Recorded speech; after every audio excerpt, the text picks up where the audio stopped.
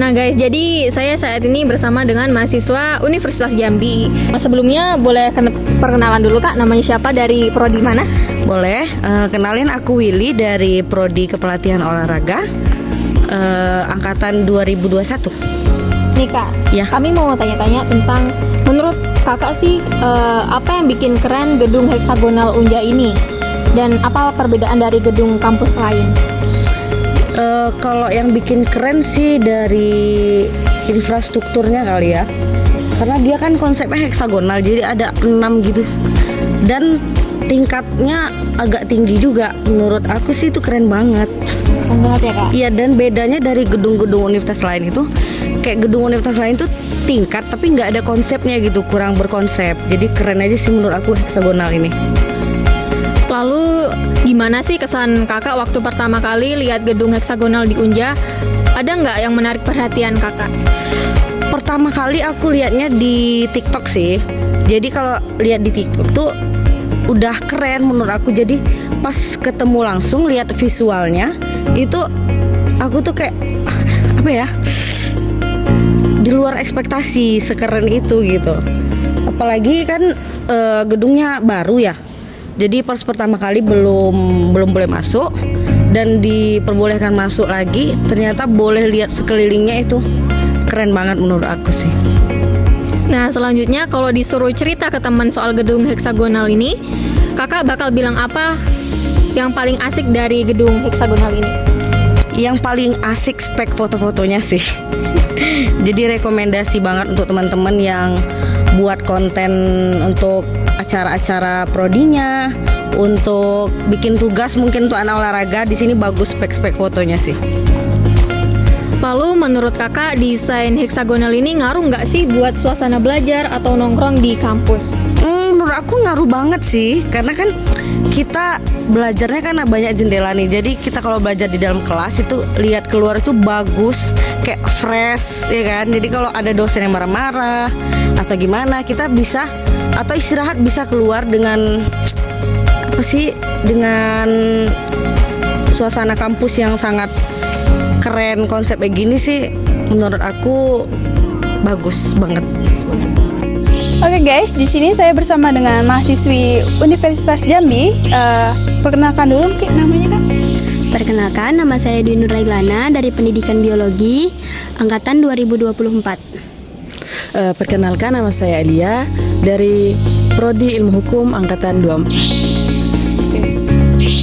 Menurut kakak-kakak sekalian nih, apa yang membuat gedung heksagonal Unja ini keren dan beda dari gedung kampus lain? Ini kakaknya. Menurut saya dari awal pertama melihat sih konsep awal ya, yang mana konsep di sini seperti Eropa gitu, yang mana saya ingin ke Eropa. Mungkin kalau kakaknya sendiri? Kalau aku sih kayak suasana itu kayak Korea gitu, apalagi aku tuh suka nonton drakor gitu kan. Sebenarnya pengen banget ke Korea, karena udah ada gedung ini, rasa pengen Korea tuh agak terbendung gitu Kak. Oke, pertanyaan kedua, gimana sih kesan kakak waktu pertama kali lihat gedung heksagonal di Unja? Ada nggak yang menarik perhatian kakak?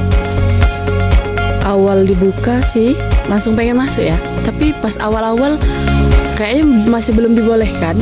Jadi pas di awal dibuka langsung pengen masuk, foto-foto sih, gitu aja. Ya juga sama kayak kakaknya. Jadi langsung pengen masuk, langsung pengen foto-foto. Gitu aja Kak. Untuk kebutuhan estetika ya. Iya. Pertanyaan ketiga, kalau disuruh cerita ke teman soal gedung heksagonal Unja, kakak-kakak bakal bilang apa sih yang paling asik dari gedung ini? Untuk foto-fotonya sih Kak, karena orang pasti tanya, ih foto di mana nih gitu kan. Gedung Unja ya, ih Unja bagus banget gitu Kak. Jadi kayak menjunjung tinggi gitu. Nah, gimana Universitas Jambi gitu Kak. Kakaknya? Bangga aja sih sebagai mahasiswa Unja, gitu aja. Oke, pertanyaan keempat, menurut kakak sekalian, desain heksagonal ini ngaruh nggak sih buat suasana belajar atau nongkrong di kampus? Sangat berpengaruh sih. Yang mana awal kita lagi belajar, suntuk gitu. Jadi pas melihat ke area ini lebih tambah semangat atau menambah itu sih penglihatan yang segar gitu aja. Kalau menurut saya sih biar pikiran saya lebih jernih, apalagi prodi saya pendidikan biologi, banyak banget praktikum. Apalagi gedung praktikum ini di sebelah banget sama gedung heksagonal. Jadi setelah pusing-pusing mikirin praktikum, mikirin laporan praktikum, keluar dari kelas praktikum, melihat gedung ini kayak lebih fresh, bagus banget Unja gitu kan. Gitu aja sih Kak. Halo Bang, Halo Kak, kenalin nama aku Iren. Nama Abang? Rahmat Simanjuntak Kak, Oke, prodi?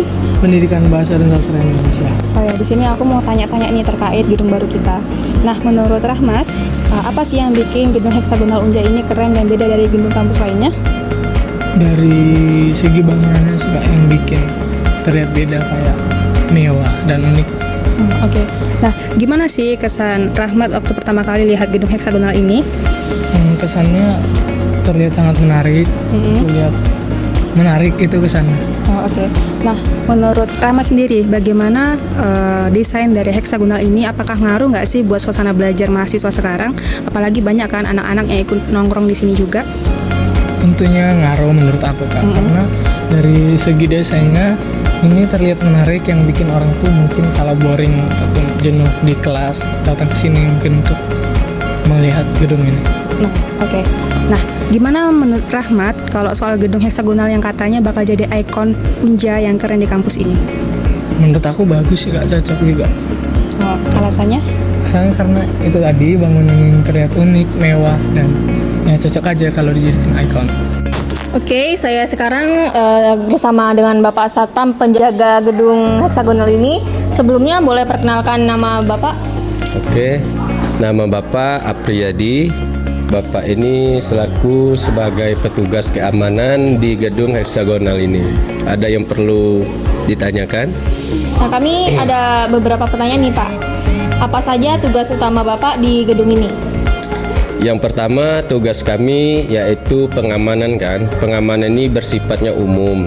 Yang pertama, masalah kemalingan, keamanan seperti kenakalan remaja, dalam arti kata di sini ya bahasanya yang nggak masuk istilahnya seperti pendidikan lah, dunia pendidikan, seperti bawa cewek kalau malam berdua itu tidak boleh contohnya.